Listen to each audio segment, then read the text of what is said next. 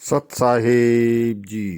प्रथम आदि सतगुरु वंदना, कहो चरण चित लाए। सो सतगुरु दीन दयाल हो, हृदय में बैठो आए। कहने का भाव यह है कि प्रथम हम सबकी वंदना छोड़ के हमारे सदगुरु परमात्मा की वंदना करते हैं और उनके चरण को हम अपने चित्त में अर्थात अपने मन में बसाते हैं। तो सदगुरु इतने दीन दयाल हैं कि वह स्वयं ही हमारे हृदय में आकर बैठ जाते हैं। गुरुवाणी चैनल रिप्रेजेंट साईं अरुण जी प्रवचन विश्लेषण। प्रथम आदि सदगुरु वंदना, कहो चरण चित लाए।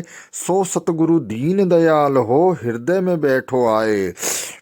विश्लेषण करता गुरुवाणी चैनल। सत साहेब जी, सत साहेब जी, सत साहेब जी। हेलो हेलो, प्रणाम गुरुजी। प्रणाम प्रणाम। बोले बोले। गुरुजी, आपके ये वीडियो सुनते हैं हम ऑनलाइन वाले। धुन है जो अब हर समय आती है, वो धुन। हाँ, जो धुन जो आती है वो हर समय आती है अब। बहुत अच्छे ना, फिर क्या है, अच्छी अब बात है। इस समय भी चल रही है। अब इस समय आपसे बात कर रहे हैं तब भी चल रही है। फिर यही तो बता गया ना, 2400 घंटे उसको ही कहते हैं ना। अच्छा जी। यानी आप और तो वो वीडियो नहीं देखते क्या? गुरुजी, वीडियो हमारी ये व्हाट्सएप नंबर है, इस पर भेज दो आप। वीडियो ऑनलाइन वाले सुन लेते हैं हम आपके। ऑनलाइन वाले ही सुनाना, बाकी नहीं। बाकी तो बहुत सारे है, उसको क्या करना। वो बच्चों जैसा ज्ञान है, वो प्राथमिक ज्ञान बोलते हैं ना, जैसे स्कूल होती है वो वाले को, वो वाले वीडियो है वो नहीं सुनना। ये जो है ना ऑनलाइन वाले, यही असली में वीडियो है। उसमें प्रैक्टिकल है ना, यानी लोगों ने जितने भी वीडियो सुने उसमें उनको क्या अनुभव आया, बराबर क्या अड़चने आई, समझो अनुभव आया, अच्छा आया, बुरा आया, सुख मिला या दुख मिला, तो उनके अनुभव हमको सुनने को मिलते हैं ना। जी जी। फिर हम भी तैयार हो जाते कि हाँ हाँ हाँ, अरे हमारे जैसे भी वो है, जैसे हमारे मन में सवाल थे उनके मन में भी वही सवाल थे। चलो हम तो नहीं पूछ सके तो वो पूछ सके, ऐसी बात है ना। हाँ बोलो बोलो। गुरुजी कहा कि जैसे हमने 5-6 साल पहले नाम लिया था। हाँ हाँ। और वो मतलब उन्होंने भी बताया था धुन सुनने के लिए कान बंद करके। हाँ हाँ बराबर। अब बिना कान बंद कर आ रही है आपसे, जब से आपसे जुड़े हैं। हाँ हाँ हाँ, अभी बगैर कान बंद करके आ रहे ना। हाँ हाँ जी जी। हाँ, तो वो जागृति में चाहिए धुन। देखो हम कोई कुछ भी व्यवहार भी करते हैं ना संसार में, तो जागृति में करते हैं ना। जी जी। और ऐसा परमात्मा क्या काम का, आंख बंद कर दी, कान बंद कर लिए और धुन सुन लिए, आ गया परमात्मा। ध्यान से उठ गए, कान खुले रखे, आंख खुल गई, काम पे लग गए, परमात्मा नहीं, तो फिर क्या फायदा। उल्टा हमको परमात्मा 24 घंटे क्यों चाहिए? क्योंकि 24 घंटे में हमारा तो कुछ भी हो सकता है ना। हम जिंदा भी जैसे रहते, या हमारा कर्म भी 24 घंटे में होता है और मरना भी 24 घंटे में होता है। जी जी जी। तो इसके लिए अगर ये धुन साथ में है तो हमें मोक्ष मिलेगा। अगर धुन ही साथ में नहीं, ऐसा थोड़ी है कि चलो अभी मुझे 5 मिनट में मरना है तो मैं जल्दी जाऊंगा और ध्यान लगाऊंगा, कान बंद करूंगा, आंख बंद करूंगा और धुन सुनने लगाऊंगा, फिर क्या हो गया, मेरा मोक्ष मिल जाए। ऐसी स्थिति आती है क्या मरने से पहले? और ऐसा समझता है कि मैं मरने वाला हूं। तो कबीर साहब ने फिर क्यों कहा कि ये सार शब्द है और ये अमरता का वरदान है। जी जी। या इससे आप जीते जागते मोक्ष को प्राप्त होते हैं, ये क्यों कहा जीते जागते? जी। और ध्यान क्या होता है? वो तो एक अर्ध निद्रा ही होती है ना। जी। जैसे हम पूरी निद्रा लेते हैं रात को तो सपना गिरता है, हम सब सपना देखते हैं, वो सब सच लगता है। वैसा ही ध्यान क्या होता है, वो एक प्रकार का एक अर्ध निद्रा ही होती है। जी। पूरी निद्रा में तो हमें सपना आते हैं, लेकिन ये अर्ध निद्रा में भी सपने जैसा हमें कुछ कुछ दिखने लगता है या कुछ कुछ सुनाई देने लगता है, बराबर। उसमें फिर जो भी कुछ दिखा तो हम बहुत ये हो जाते हैं, उत्साहित हो जाते हैं, बहुत आनंद में हो जाते, अरे मुझे ये देखा, अरे मुझे ज्योत दिखी, अरे मुझे गुरु दिखा, अरे वो मुझे या सुनने में, अरे वो मुझे मंत्र सुनाई दिया, या दिखाने में मुझे ये दिखा वो दिखा, क्या क्या वो दिखने से ये परमात्मा होता है ऐसा कुछ? तो भी फिर सपने में तो बहुत सारे हम कुछ कुछ देखते हैं, वो तो उल्टा वो तो सत्य होता है, वहां तो ये नहीं सत्य लगता है उस टाइम जो सपने में होते हैं। तो उसी जो भी जीवन है हमारा वहाँ होता है क्षण भर के लिए या समझो 1 घंटे के लिए वो सपना होता है, लेकिन कितना सच होता है, जैसा ये हम अभी बोल रहे हैं वैसा ही सत्य लगता है ना। जी बिल्कुल। उस सपने में थोड़ी समझता है कि हम सपना देख रहे हैं, नहीं ना। तो ये ऐसा ही ये जो ध्यान करना माने क्या, एक अर्ध जागृति है जागृति, लेकिन अर्ध जागृति है, इसको हम अर्ध निद्रा कहते। फिर उसमें जैसा सपना है तो ऐसे अर्ध निद्रा में भी सपना होता है, लेकिन ये भी अलग अलग टाइप का। जी। वो पूरी जागृति वहां नहीं होती तो उसमें सपना होता है अलग अलग। तो ये अर्ध जागृति, इसमें थोड़ा सपना अलग, बाकी क्या है वो उसमें नहीं। लेकिन कबीर साहब ने ऐसा कुछ नहीं कहा, बराबर। अगर हर काम करते वक्त देखो 24 घंटे हम जीतते हैं ना, हम सोते भी है तो जिंदा है इसलिए सो रहे हैं ना जी। क्या मर गए? अगर मर गए तो फिर सोना थोड़ी उसको कहेंगे, वो तो मरा हुआ आदमी ही कहेंगे ना जी। लेकिन हम सो भी रहे हैं तो जिंदा है इसलिए सो रहे हैं ना जी। या सपना भी देख रहे हैं तो जिंदा है इसलिए सपना देख रहे हैं ना, या कुछ भी प्रक्रिया। लेकिन व्यवहार में नींद चलती है क्या? आप अगर ऑफिस में जा रहे हो और नींद ले रहे हो, आप बोलेंगे मैं थोड़ी मरा हूं, मैं तो जिंदा हूं, सो रहा हूं, तो उससे क्या हुआ?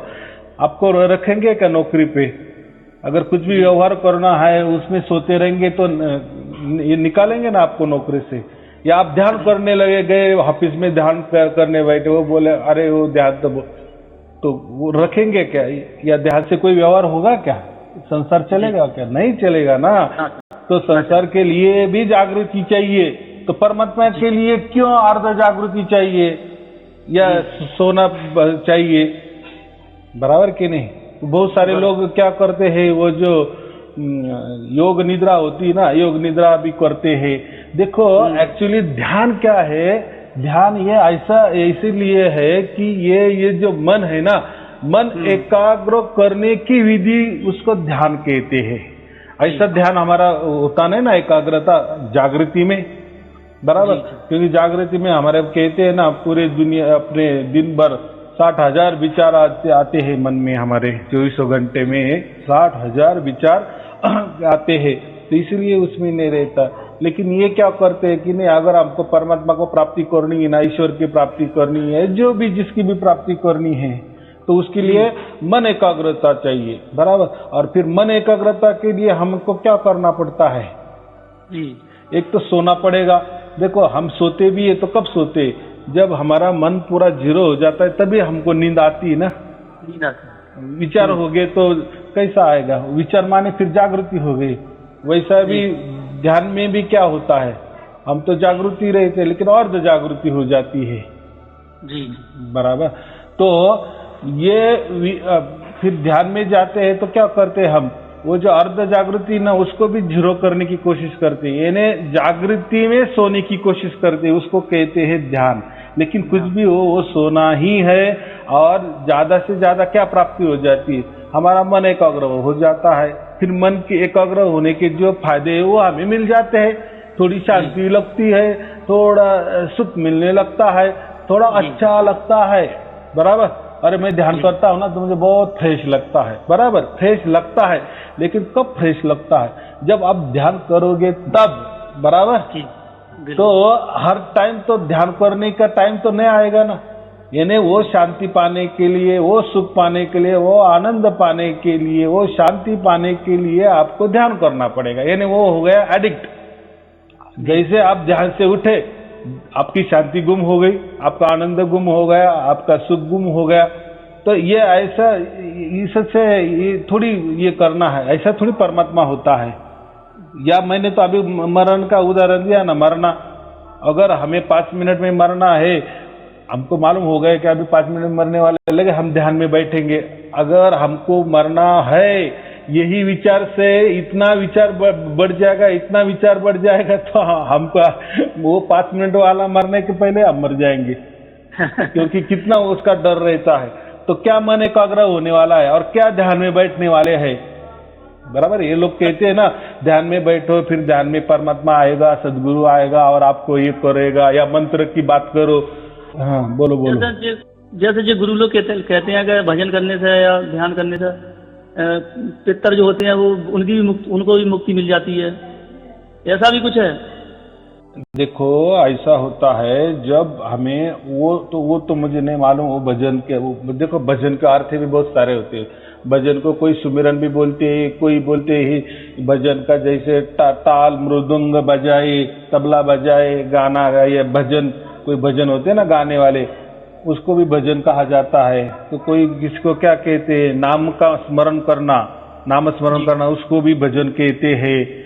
या गुरु का जो भी नाम दिया है गुरु ने, उसका जाप करते रहना मन में या जपा में या सांसों में, उसको भी भजन कहा जाता है। तो भजन के बहुत सारे अर्थ हैं, लेकिन ये भजन से आपको कोई इसकी प्राप्ति नहीं होगी, नहीं होगी, नहीं होगी। जो आप बोले ना मोक्ष की, पितरों की, उसके लिए कबीर साहब ने सार शब्द प्राप्ति के ही बात की है। अगर आपको सार शब्द की प्राप्ति हो गई ना, तभी आपको 101 पीढ़ी का उद्धार होता है, तब तक नहीं।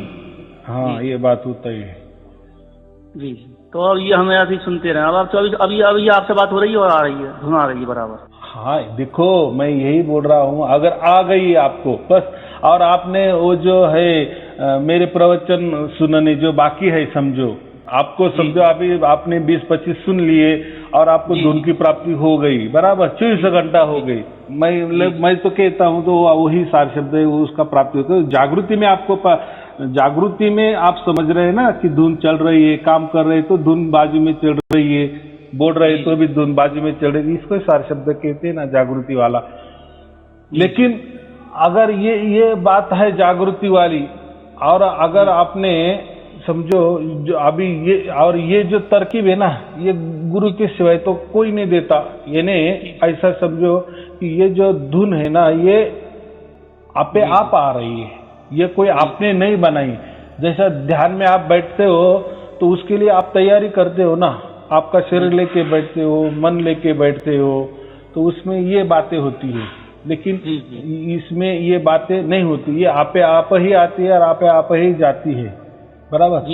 तो और 24 घंटे में फिर जो भी हम काम करते हैं और उसके साथ धुन भी चलती है, तो वो जो हम काम करते हैं ना, उसके ऊपर वो धुन का प्रभाव होता है। धुन माने ही परमात्मा पे, परमात्मा का प्रभाव काम पर आता है, और फिर उसमें हमारा जो भी काम होता है ना जी, तो वो बहुत अलग ढंग का ही हो जाता है। यानी ऐसा समझो कि ईश्वर साक्षी से वो काम होता है। फिर ईश्वर साक्षी से जो भी काम होगा तो उसमें हमें क्या मिलेगा, कामयाबी मिलेगी कि नहीं 100%। जी जी हाँ बोलो। एक अनुभव और हुआ गुरु जी, जैसे लोग अपने आप ही सम्मान करने लगे, लोग जैसे हम बाहर जाओ निकल के घर से, तो लोग मतलब इज्जत करते हैं, मतलब जैसे पहले ना हो, जैसे मतलब अब बदलाव आ रहा हो कुछ। लेकिन मैं फिर जात रहा हूँ गुरु जी कहूँ ज्यादा। हाँ देखो जब हमारे साथ परमात्मा ही होते ना जी, तो अभी कैसा है, समझ में कैसा रहना है, कैसा बोलना है, कैसा चलना है, कैसा विचार करना है, कैसी कल्पना करनी है, वगैरह वगैरह वगैरह। तो ये सभी बातें परमात्मा की ओर से होती ना। तो हम अगर कोई बुरे चल रहे हैं या बुरे विचार है, तो ऑटोमेटिक वो बुरे विचार भी हमारे निकलने लगते हैं। या कोई हमें व्यसन है, बराबर, कोई आदतें है, बुरी आदतें है, तो अभी परमात्मा वो आदतें भी हमारे धीरे धीरे निकाल देता है। इसलिए मैं क्या कहता हूँ, सार शब्द वाली पहली दुनिया और सार शब्द मिलने के बाद वाली दुनिया बहुत अंतर गिर जाता है वो, और उसके साक्षी आप होते हो ना जी, बराबर, क्योंकि आपको परमात्मा जागृति में प्राप्त हुआ है। और ये जो बाकी जो गुरु लोग है ना, या कोई वो कोई आपको ये जो परमात्मा का लखा नहीं देते। लखाना माने क्या, डायरेक्ट हाथ में देना, यानी उसकी डायरेक्ट अनुभूति, वो भी 24 घंटे अनुभूति, वो उसकी राह पर चलने के लिए हमें प्रवृत्त करते हैं। जैसे कि कोई मंत्र देते हैं, हाँ जपते जाओ मिल जाएगा परमात्मा, बराबर, या ध्यान में बिठाते हैं, बराबर, ध्यान करते जाओ मिल जाएगा परमात्मा। लेकिन जी। वो ये नहीं दिखाते कि किसको मिला है। और लोग भी क्या समझते हैं, अरे मंत्र दिया, अरे यही परमात्मा है, मंत्र जपते रहो माने क्या यही परमात्मा है, या ध्यान में बैठो यही परमात्मा है, ऐसा समझ के चलते हैं। और गुरु लोग वही बताते हैं, हाँ अभी ध्यान दिया ना, तरकीब बता दी ना, अरे वही परमात्मा होता है, बाकी क्या होता है। अरे लेकिन मैं ध्यान कर रहा हूँ, वो मन एकाग्र कर रहा हूँ, उससे क्या अनुभूति, कुछ अनुभूति नहीं थी। अनुभूति होती है क्या, शांति की अनुभूति थी, थोड़ी देर तक सुख की अनुभूति हो जाती है, आनंद की अनुभूति हो जाती है, क्या ये ऐसा परमात्मा होता है। उसके लिए कुछ भी करो फिर कुछ तो भी मिलता है, ऐसा नहीं। और ये साक्षात जो परमात्मा का जो डेफिनेशन है, परमात्मा की जो व्याख्या है कि परमात्मा क्या होता है, आदि अनादि अनंत, बराबर, स्वयंभू, आजन्मा, अकाल, बराबर जी और निरंतर और अखंडित। जी। तो इसमें ये जब बैठता है क्या, ये जो बोलते हैं कि ध्यान पर बैठो आपको जो भी होगा वही परमात्मा है, या जो भी जप जाप करते हैं, मंत्र तंत्र की बातें करते हैं या मंत्र जपते हैं पढ़ते हैं, उसमें ये आता है क्या निरंतर अखंडित बात। अबे आपको सार शब्द की प्राप्ति हुई तो ये कैसा निरंतर चल रहा है, परमात्मा ऐसा ही होना चाहिए ना जी। कि क्षणिक के लिए होता है, वो थोड़ी परमात्मा, वो तो जादूगिरी हो गई, वो तो हमारा वहम हो गया, या ऐसा समझो कोई मन में हमारा केमिकल लोचा हो गया। केमिकल लोचा समझते हैं ना, कुछ तो भी हो जाता है। अब रात हमारे सामने वो कीर्तन है रहे, हमारे घर के सामने। हाँ हाँ हाँ। तो हम थोड़ी देर के तक गए वहाँ, 20 मिनट को। देखो जब आपको सार शब्द की प्राप्ति हो जाती है ना, 24 घंटा जागृति में, तब आप कहीं भी जा सकते हो, कोई आपको बंधन नहीं। मैं क्या कहता हूँ, सार शब्द प्राप्ति के लिए कोई बंधन की जरूरत नहीं, आप कुछ भी कर सकते हो, क्योंकि अभी आपका जीवन कौन चला रहा है, परमात्मा चला रहा है। क्योंकि सार शब्द का मतलब एक क्या होता है, समर्पण। आपने पूरी तरह आपका जीवन समर्पित कर दिए है, बराबर, यानी आपका तन मन धन, बराबर। यहाँ धन की भी बात आ गई। अगर जिसको 24 घंटा प्राप्त होती है, तो जैसे आपने शरीर से या मन से तो ये सुन लिए, क्या प्रवचन सुन लिए शरीर से, शरीर के कानों से, बाद में आप धुन भी सुनने लगे, ये भी समझो मन का काम हो गया। रह गए धन की बात, तो धन माने क्या, तो हमारा कष्ट का 1 रुपया भी जिसने भी हमें ये प्राप्त कर दिए, तो उसके लिए शुक्रिया, धन्यवाद का भाव रखना। जैसे देते ना हम किसी को, कई समझो हम इसमें भी शादी में भी जाते हैं, तो वहां हम गिफ्ट देते ही है ना थोड़ा, या कहीं भी जाते, मंदिर में भी जाते, तो 2 रुपए 10 रुपए डाल ही देते हैं ना। तो ये क्या हुआ, धन्यवाद का। धन्यवाद क्यों, कि हम भगवान के सामने जाते या उस मूर्ति या मंदिर में जाते या उस मूर्ति के सामने जाते हैं, तो धन्यवाद किस लिए, क्योंकि तूने दर्शन दिया। दर्शन माने मुझे जिंदा रखा, इसलिए तेरा दर्शन हुआ ना आज, इसीलिए तेरा धन्यवाद। और हम 2-4 रुपए या 10 रुपए डाल देते हैं धन्यवाद करके, कि ऐसा ही वापिस मुझे दूसरा दिन दे दे, यानी ऐसे ही ये होने दे कि तेरा दर्शन होते रहे, यानी मैं जिंदा रहता रहूं, इसके लिए धन्यवाद, बराबर। धन्यवाद का अर्थ ये होता है समझ में। वैसा ही हम जब गुरु दक्षिणा देते हैं ना, कि किसी से भी परमात्मा ने हमें कृपा दृष्टि करा दी ना, किसी से भी हाथों से तो हो गया ना, तो उसके लिए हम गुरु दक्षिणा दे देना, जो भी हमारे मन में है, लेकिन कष्ट का पैसा दे देना। तो उससे भी क्या होता है कि धन्यवाद परमात्मा तूने दिया। क्योंकि देखो हम प्रकृति में कोई भी चीज लेते तो उसके बदले कुछ तो भी देते हैं ना। तो भगवान ने तो सबको तैयार किया है, उसको तो कोई आपके पास से कोई कोटि लाखों रुपए तो नहीं चाहिए। जो भी आपका मन में जैसा गुरु दक्षिणा, उसका लिए दक्षिणा क्यों कहा है, गुरु दक्षिणा।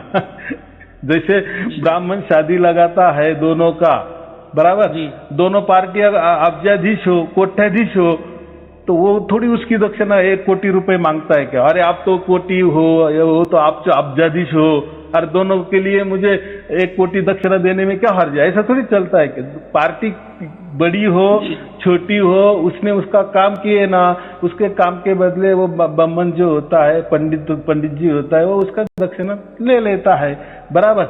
तो ऐसा ही ये परमात्मा, तो परमात्मा की क्या कीमत हम लगा सकते हैं। लेकिन एक भाव रहता है तो हमें कोई गुरु दक्षिणा देनी चाहिए, हम कष्ट की, फिर 1 रुपया दो, 10 रुपए दो, जो भी, लेकिन देनी चाहिए। ये क्यों? धन्यवाद क्यों किया? नहीं तो क्या, हमको तो इतना बड़ा चीज मिल गया, हमने तो हमारा कष्ट का 1 रुपया भी गुरु जी को नहीं दे दिया, तो ये क्या हो गया? चोरी जैसी हो गई ना। परमात्मा क्या समझेगा? अरे मैंने इतना दे दिया, तूने क्या दे दिया मुझे? मैं क्या तेरा कुछ सब कुछ मांग रहा होगा? तो ये भाव रहता है, ये भाव हमें सीखना है। तो ये जो है, जब हमें सार शब्द की प्राप्ति होती है और 24 घंटे हम उसमें होते हैं, तो हमारा पूरा की पूरा जीवन हम परमात्मा को समर्पित कर देते हैं। फिर कैसा समर्पित करते? हमारा तन मन धन अभी परमात्मा ये तुम्हारा हो गया, और फिर जो हमारा जीवन चलता है ना, तो परमात्मा चलाते हैं। तो अभी आप बोले कि मुझे कीर्तन में जाना है, तो जब आपका मन हो गया ना कीर्तन में जाना, तो उसका मतलब क्या हुआ? परमात्मा ने आपको आज्ञा दी, ऐसा समझना। क्योंकि अभी आप नहीं हो, बराबर, आपका जुड़ाव परमात्मा से पक्का हो गया है, बराबर। पानी में जैसा पानी मिल गए घुल मिल जाता है, बराबर, तो वैसा आपका जुड़ाव परमात्मा से पक्का हो गया है। तो अभी आपका जो भी अगला अभी जीवन चलने वाला, वो परमात्मा की ओर से चलने वाला है। फिर परमात्मा जो भी आपको मन बुद्धि देगा वैसा आप चलना। फिर उसमें ये नहीं क्या इसमें जाओ, ये करूं, ये ना करूं। देखो ना, फिर आप, मैं क्या बोल रहा हूं, कोई लोग बोले ऐसा कैसा, करके देखो। अगर आपको सार शब्द की प्राप्ति हुई और बुरा काम करके देखो तो नहीं होगा, क्योंकि वो जो करने वाला अभी साक्षात परमात्मा है, बराबर। या जो भी उसकी इच्छा से जो भी हो रहा है, तो उसकी इच्छा से हो रहा है ना। समझो, हमारे तरफ से वो गलत हो सकता है, लेकिन परमात्मा कर रहा है ना, तो वो उसी हिसाब से कर रहा है ना, ऐसा मैं बोल रहा हूँ। या हमारा अच्छा भी हो रहा है तो परमात्मा के हिसाब से वो अच्छा हो रहा है। इसीलिए हर कार्य में, हर काम में परमात्मा की मौजूदगी होती है सार शब्द। इसलिए सार शब्द को श्रेष्ठ क्यों माना गया है। और सार शब्द ये ऐसी बात है, ये आपको कोई छुड़ाता नहीं है। या आप जिस भी धर्म के हो, पंथ के हो, जिस विचारधारा के हो, उससे कोई संबंध नहीं है, बराबर। क्योंकि आपने आपके धर्म से ये प्राप्त नहीं किया, आपने आपके पंथ से वो परमात्मा को प्राप्त नहीं किए ना। आपने आपके कोई गुरु गद्दी या कोई गुरु किया, उसके मंत्र तंत्र से या ध्यान के तरीके से आपने परमात्मा को प्राप्त नहीं किए। यानी ये जो परमात्मा प्राप्त हुआ है वो उसकी ओर से आपको प्राप्त हुआ है ना। बराबर। यानी इसमें अभी कोई धर्म नहीं आया, आपका पंथ नहीं आया, आपकी या गुरु गद्दी नहीं आया, आपका गुरु नहीं आया, या आपकी कोई भी विचार नहीं आया, कोई कल्पना नहीं आई, या आपका कोई कष्ट भी नहीं आया। क्या कष्ट किया आपने? हाँ, आपका भाग्य था, लेकिन वो भाग्य के आप भी नहीं बना, या कोई गुरु ने आपके ऊपर हाथ रख दिया और भाग्य बन गया, ऐसा नहीं। भाग्य बनना ये, इसके लिए बहुत कोटि कोटि जन्म हमारे जाते, तब थोड़ा थोड़ा थोड़ा बन के ये भाग्य आता है। इसके पहले आपके हजारों लाखों मनुष्य जन्म भी हुए होंगे, बराबर।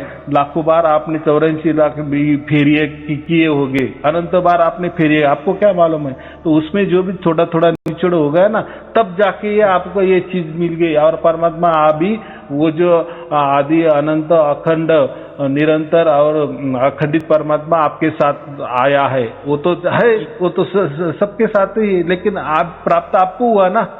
वो तो कन कन में बैठा है, तो कन कन तो आपके बाजू वाले में भी कन कन है ना परमात्मा के, लेकिन फिर उसको क्यों नहीं सुनाई दे रहा है? तो ये भाग्य का खेला है, ये भाग्य से आपको मिला है ना। तो इसीलिए सार शब्द जब भी प्राप्त होता है तो उसमें 100% 100% परमात्मा ही होता है। तो इसीलिए मैं क्या कहता हूँ, हम परमात्मा को पूरी तरह से सुमिरन, समर्पण और विश्वास रखो। अगर ये तीनों चीजें हमको नहीं, अगर कोई संशय में रहे तो क्या बात है, वो संशय में आपका मन है, आप नहीं हो। क्योंकि आप जब सार शब्द प्राप्त हो जाता है ना, आप पूरी तरह से घुल मिल जाते हो परमात्मा से। अभी आपका कोई, यानी आपको जीते जी मोक्ष मिल ही गया है। अभी ये जो मरना है ना, आपका ये निमित्त मात्र होगा। अब मरना क्या किसी को समझता थोड़ी है क्या मैं मरने वाला हूँ या मैं मर गया हूँ, ऐसा नहीं किसी को समझता। वो भावना रहती है। हम एक मरना ये ऐसी स्थिति होती है कि गाढ़ निद्रा में हम चले जाते हैं उसी वक्त। लेकिन हमने वो मरना है ना, हमने जीते जी तय कर दिए जीते जी तय किया ना मरना हमारा, जी क्योंकि हम मरने से पहले हमने परमात्मा को प्राप्त किए। ये कौन प्राप्त करता है? ऐसा किसने किया क्या? आपके पूर्वज समझो, आपके कुटुंब में समझो, आपके परिवार में समझो, या आपके जितनी भी पीढ़ियां हो गई उसमें किया कि ये बात ऐसा ना जीते ना। जी परमात्मा को प्राप्त नहीं हुआ ना। इसीलिए ना। कबीर साहब ने क्या कहा कि हमें जीते जी मोक्ष मिला है, यानी अभी पक्का ही हो गया है। ऐसा हो सकता है कि आपके 2-4 दिन में आपको समझो कभी कभी ये धुन आएगी भी नहीं आएगी, तो उससे कुछ होने वाला नहीं है। वो एक बार हो गए ना, वो एक पल की घटना होती है। हो गए ना, आपको 24 घंटा आ गए ना, बस फिर बाद में कुछ भी हो जाए आपका अब वो कंफर्म हो गुरु जी गया। रात जैसे कीर्तन में गए ना, तो वहाँ ढोलक बज रही, बाजो तो ढोलक बज रही तब धुन आ रही। हाँ, तो ये होता नहीं। देखो जैसे जैसे इसमें ज्यादा दिन जाते हैं ना, तब उसकी ज्यादा मजा आती है और हमको अलौकिक अनुभूति मिलने लगती है। देखो वो जो वर्णन है ना, वो आप कर नहीं सकते या किसी को बता भी नहीं सकते। जो भी आपको अनुभूतियां होगी ना अलग अलग, वो आपके ही पास रहेगी, आपको ही उसका आनंद मिल जाएगा। बहुत सारा होने वाला है। जैसा वो रुझता है ना, यानी हमारे शरीर में जैसा वो उतरता है ना, सार शब्द जितना उतरता है हमारे हर नस नाड़ी शरीर में ऐसा पक्का हो जाता है ना, तब हमें ये जो इंद्रियों से जो अनुभव आने लगते हैं ना, क्योंकि आज तक ये इंद्रियों ने या शरीर ने या मन ने ये किसके अधीन थे? ये काल के अधीन थे, ये प्रकृति के अधीन थे। इनको इनके ही सब कुछ नियम मालूम है, प्रकृति के नियम मालूम है, या प्रकृति के विचार हमारे शरीर में है, हमारे बुद्धि में है, बराबर। या काल के ही जो कुछ उसकी जो प्रणाली है, शिक्षा देने की प्रणाली है या कोई नियम लगाने की प्रणाली, ये काल के अंदर आती है ना, तो यही हमको मालूम है। लेकिन जब ये परमात्मा हमें प्राप्त कर लेता है ना, तो ये देखो फिर ये हमारे जो इंद्रिय है ना, ये कैसे अलौकिक अनुभव करने लगते हैं। क्योंकि अभी ये इनको चलाने वाला कौन है? अभी साक्षात परमात्मा है ना। ये बातें होती है, अभी ये कोई प्रकृति चलाने वाले नहीं है। इसलिए ये जो प्रकृति में जो अनुभव होते हैं ना कुछ अलग, लेकिन ये इसके परे वाले अनुभव होते हैं, इसीलिए उसके वर्णन हम नहीं कर सकते। वो ढंग ही अलग होता है, वो उसका वर्णन ही हम नहीं कर सकते। तो जैसा ये ज्यादा हो जाता है ना, जैसे दिन उसमें जाते हैं ना, जैसा हम कहते हैं ना आचार जैसा मूर्ता है ना, ज्यादा दिन उसे रखने के बाद ज्यादा फिर वो स्वाद वाला होता है, वैसे ही ये बात होती है। यानी जितना ज्यादा दिन हमारा जाएगा इसमें, वैसा ही उसकी रुचि बढ़ेगी और फिर अलौकिक अनुभव हमें होने लगते हैं। और वो हमको होने लगते हैं, उसके साक्षी हम होते हैं। दूसरे की सर्टिफिकेट की क्या जरूरत है? दूसरे को बताने की भी क्या जरूरत है? बराबर, क्योंकि हमारा जीवन ही परमात्मा चला रहा है और वही वो हमको अनुभव अलग अलग दे रहा है, तो उसमें क्या किसी को बताना है जी, और उसमें क्या अहंकार लाना है? क्योंकि हमने पूरा, हमारा भाग्य से वो हमें प्राप्त हो गया है ना, बराबर। कोई अमीर आदमी है, कोई हेलीकॉप्टर में बैठ रहा है, तो हमें क्या जलन होने वाली है उससे? अरे भाई उसके पास पैसा है, वो बड़ा इंडस्ट्री का मालिक है, उसके पास अब्जो रुपए है, उसका बड़ा सभी ऐसा सभी दुनिया में व्यवहार है, व्यवसाय है, उसका बड़ा बड़ा फैक्टर है, वो करता है। वैसा ही हमको ये बड़ा परमात्मा मिल गया है और वो हमारा भाग्य से मिला है, किसी के उपकार से नहीं मिला है, या प्रकृति के उपकार से तो बिल्कुल नहीं, या प्रकृति के गुरु से तो बिल्कुल ही नहीं है, बराबर।